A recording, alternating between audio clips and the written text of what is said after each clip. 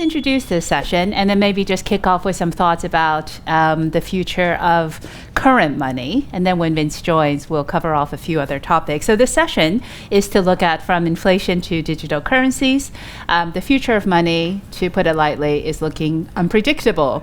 But how can we prepare against economic disaster if we can't plan ahead?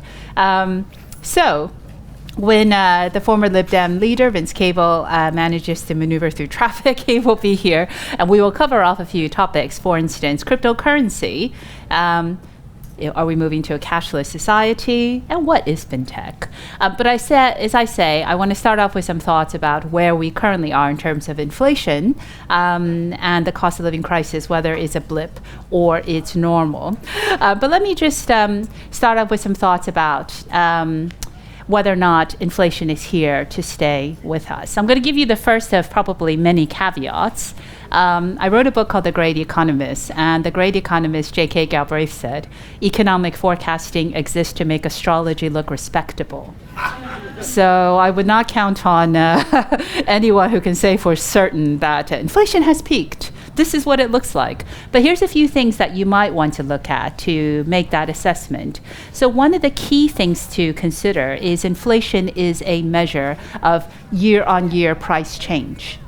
So the reason this is important is because just because inflation, if you don't have another shock like Russia invading Ukraine again next February, you don't get something that spurs double-digit inflation. So inflation may well slow next year to, say, 6% or whatever the forecasts currently are. These forecasts, again, are highly variable. But that doesn't mean that prices have come down.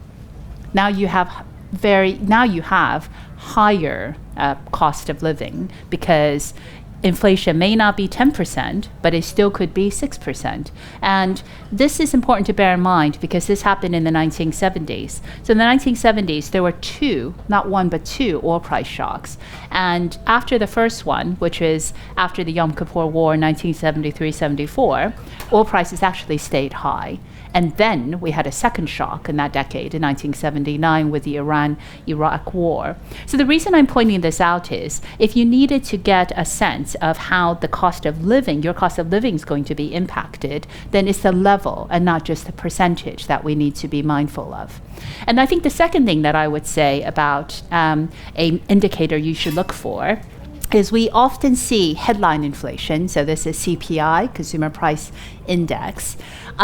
There is another measure called core inflation. So this is a measure of inflation that strips out volatile items like food and energy because, look at how quickly energy prices have fluctuated and how quickly food prices have fluctuated because unlike the 1970s, which was energy shocks from the Middle East, Russia and Ukraine are also major exporters of hard and soft commodities. So things, metals like palladium, food, fertilizer, wheat. So this means that those are adding to the inflationary pressures. But core inflation says don't look at food and energy. What is inflation when you strip those things out? So core inflation is a measure that's trying to pick up how much of this inflation has become embedded in the way that firms produce. So core inflation is running at around 6%, and that's very high. That's about 3 times the Bank of England target. So that measure, I think, will give a sense of whether inflation is here to stay, how embedded it is. Core inflation can also fluctuate. So here's my sort of final analogy for the 1970s. The end of the 1970s and the huge inflation of that period resulted in a global recession in the early 1980s. Increases in interest rates by Paul Volcker of the US Fed, central bank governor then. He controlled inflation by raising interest rates, the cost of borrowing. So recession, in a sense, brought down inflation. So how depressed are we now? I'm telling you, we could end up with the the forecasts are we are headed for a global recession next year, and the UK is probably in recession now. That's at least what the Chancellor has said.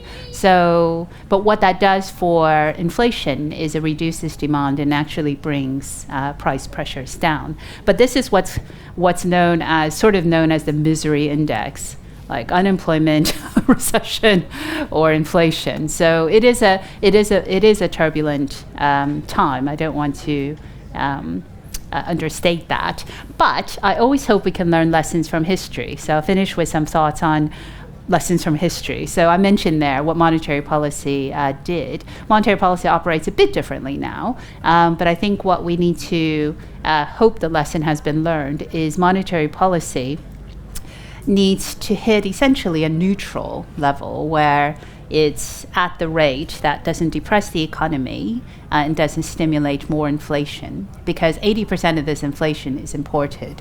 So it's global factors. So monetary policy can act, but it needs to act in that it's a very difficult range to hit, because what is the neutral rate of interest? You know, before the banking crisis, it was about 5% was on average what the interest rate was. We're just not sure what it is now, because growth rate is lower, interest rate might be lower.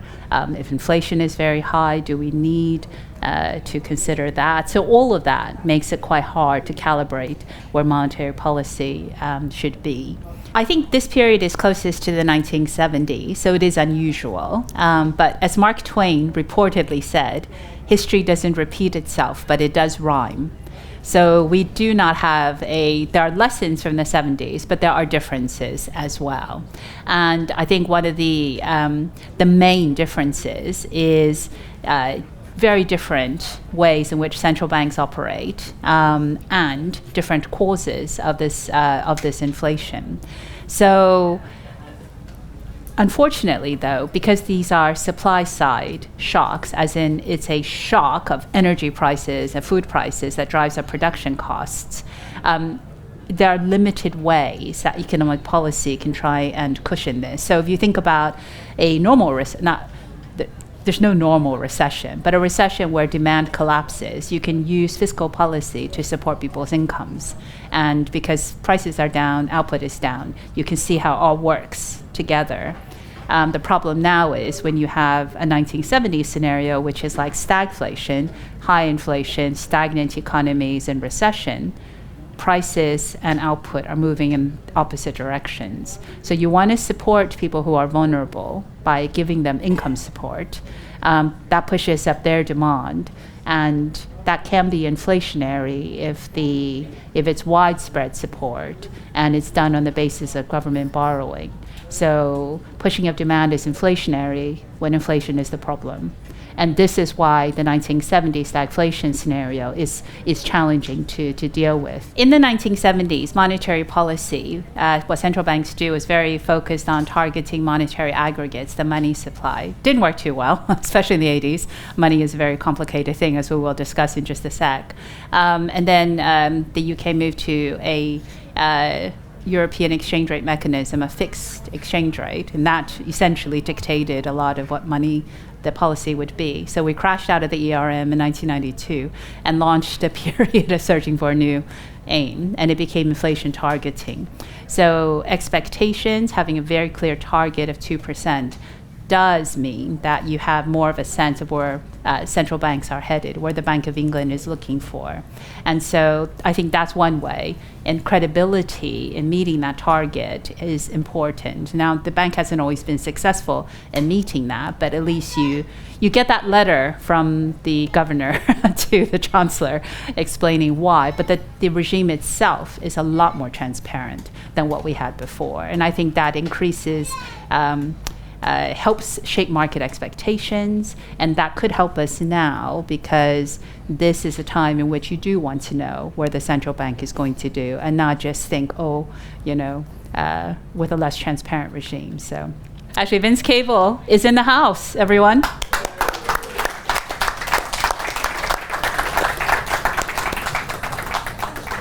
Hello, Lynn. Sorry to Hi, leave no you worries, holding Vince. We're here to talk about the future of money. So, if I may, maybe if I could just ask you to look ahead a bit. I've sort of covered off where I thought current inflation and the cost of living crisis should be. But if we look ahead, there's some really interesting trends, and your book, Money and Power, obviously takes a huge look at the big picture. I recommend all of you pick up a copy of it.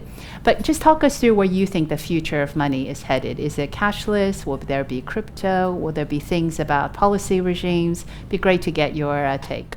To continue watching this video, click the link in the top left or in the description below. Or visit iai.tv for more debates and talks from the world's leading thinkers on today's biggest ideas. For more debates, talks and interviews, subscribe today to the Institute of Art and Ideas at IAI TV.